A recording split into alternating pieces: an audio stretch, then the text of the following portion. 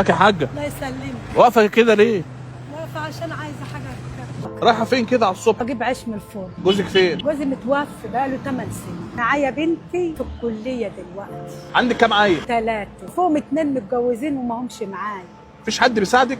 ربنا راضيه ومبسوطه. عمري ما مدت ايدي لحد. قال ليه هو؟ انت بتقبضي كام في اليوم؟ لا ما فيش يوم، يعني بقبض 1500 في الشهر كله. رضا الحمد لله. اكتر حاجه عامله لك هم يا حاجه؟ اللي عامل لي هم عايزه اريح بنتي اللي هي مش راضيه تتجوز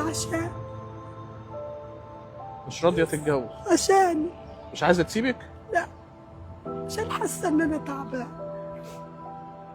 وعملت اشعاعات كتير على رجلي وعملت كشف كتير الحمد لله رضا. بتتعالجي من حاجه؟ بتعالج من رجليا وبتعالج من السكر والضغط. نفسك في ايه؟ بنتي تتسطر واعمل لها حاجه للزمن عشان لو جرالي حاجه هي تعبت معايا. ربنا يديك الصحه.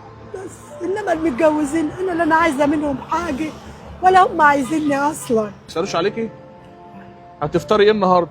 النهارده ربنا اللي يعلم بي، انا لسه طالعه على باب الكريم مش عارفه هجيب ايه. انا معايا 200 جنيه. هتعملي بيهم ايه؟ هجيب منهم اكل اللي ربنا يقدرني عليه هجيب. وبعد ما يخلصوا 200 جنيه هتعملي ايه؟ ربنا بيرزقني بقى. ما يئستيش من الحال؟ يئست لما جوزي توفى، حسيت ان الدنيا فضيت عليا، لقيتش حد يسال فيه. تشتغلي كام ساعه في اليوم؟ بشتغل بقى طول النهار، هم عايزين طلبات بجيبها. بمسح السلم، بمسح الاسانسير، واحده طالعه بعربيتها لازم انضفها لها تاني. انت معاكي كام في جيبك دلوقتي؟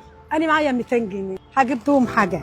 طب لو قلت لك ان احنا بنلم تبرعات لمريضه هتشتركي معانا؟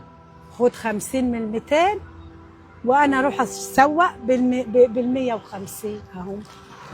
عايزه تشتركي معانا؟ خد ال 200 جنيه خد منها 50 اهي خد 200. طب ما ال 50 دي مش هتعجز معاكي الفلوس؟ لا ربنا هيرزقك، بدل ما انا كنت هجيب ب 100 اجيب ب 75. انت ضامنه ترجعي ال 50 دي تاني؟ ضامنه؟ امال ربنا فين يا باشمهندس؟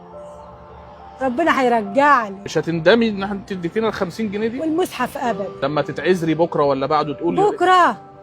لا انا ما عشتش لبكره، ويمكن يعني حضرتك تمشي دلوقتي وانا اقع مكان يبقى خلاص.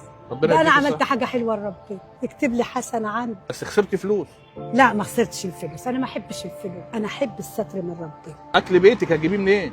من عند ربنا. ممكن انا اديك ال 50 ديت واروح حد الاقيه جايب لي وجبه في البيت. ربنا بيراضيني على طول والله.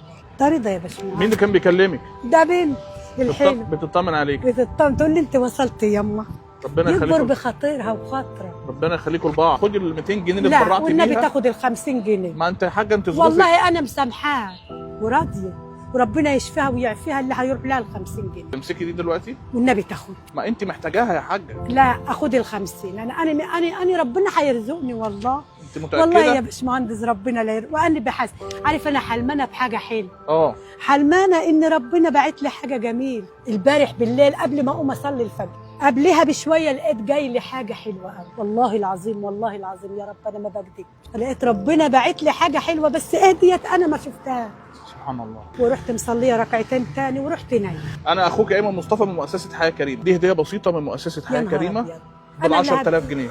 ينجبر خاطر، فرحتي قلبي يفرح قلبك ويكفيك شر المرض. بنتي هجيب لها لبس لها الباقي، مش هجيب منهم حاجه. ليه بس؟ هجيب لي بيت وهفرحها. انا كده فرحانه، ومش فرحانه بالفلوس بس، فرحانه ان ربنا حسيت ان هو راضي عني عشان اداني الهام بحاجه حلوه. ربنا يكبر بخاطري زي ما جبرت خاطري. هجيب لي بنتي لبس وهدفع لها مصاريف في المعهد، كان مكسور عليا 1000 جنيه هدفعه لها، هديهولها وهي رايحه يوم الثلاث عشان انا كنت مأخره بس ما رضيتش اقول لحضرتك. دول 10000 جنيه تانيين كمان يا باشمهندس زي ما عليا. ادفعي لها المصاريف، ولو ناقصك حاجه في البيت هاتيها وما تخليش عليكي حاجه. الحمد لله فرحانه ومرضيه عشان انت جبرت بخاطري وخاطر بنتي، وهفرحها النهارده وهاخدها واروح اجيب لها لبس، ويوم الثلاثه ده